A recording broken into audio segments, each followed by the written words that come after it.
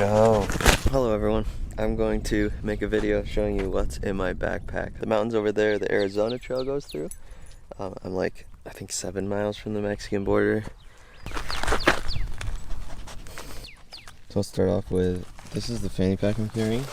A one-of-a-kind Palante fuzzy fanny. Get out of town, doggo.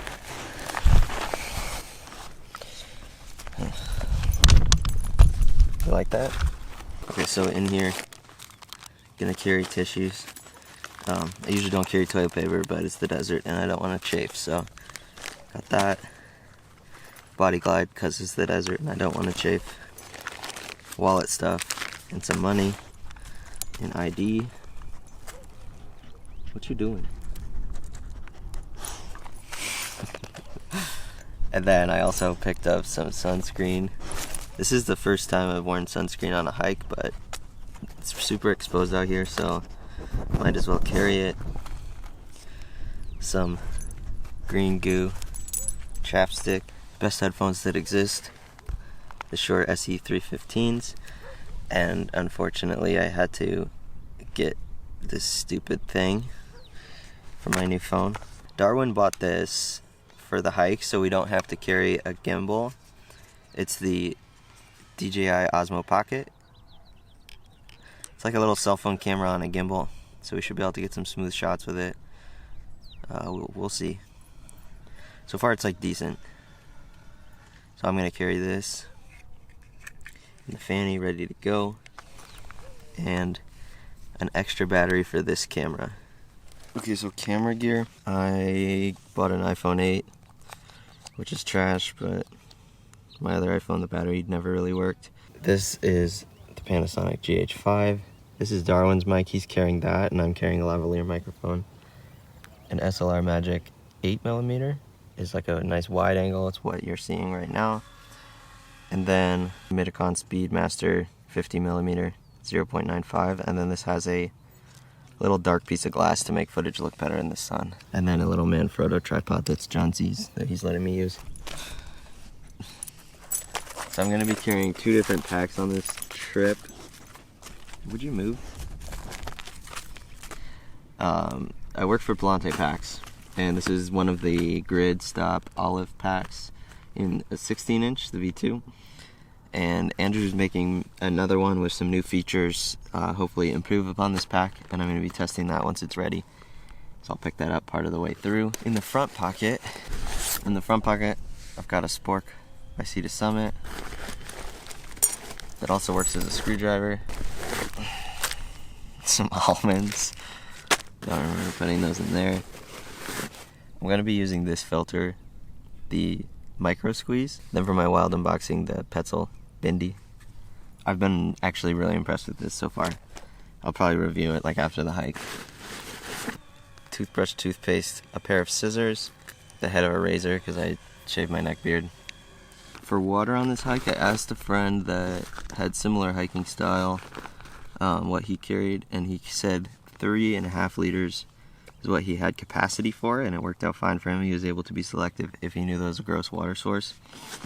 Right now I just have a 1.5, and then I'm going to get 2 more 1 liters for the other side. And then I'll probably carry like a little scoop of some kind. In the front I have my Walmart sunglasses. Okay, so here's all the gear. Palante V2 is the pack. The sleeping bag is in Enlightened Equipment 30 degree. Enlightened Equipment's a sponsor of the film we're working on, so they sent me a 0 degree, and then I was sweating too much in it, so I went ahead and bought this, which is the 30 degree, I think Revelation. It's the one that opens flat. For sleeping pads, I was worried it would be kind of cold, so I brought this, the Neo Air that I cut down to torso length, but then I also have my 1/8-inch pad, which I'll sleep on most of the time, unless if it's super cold, then I'll blow that up, but that guy will probably get popped. And then the Zplex Plexamid, definitely better than the Solplex.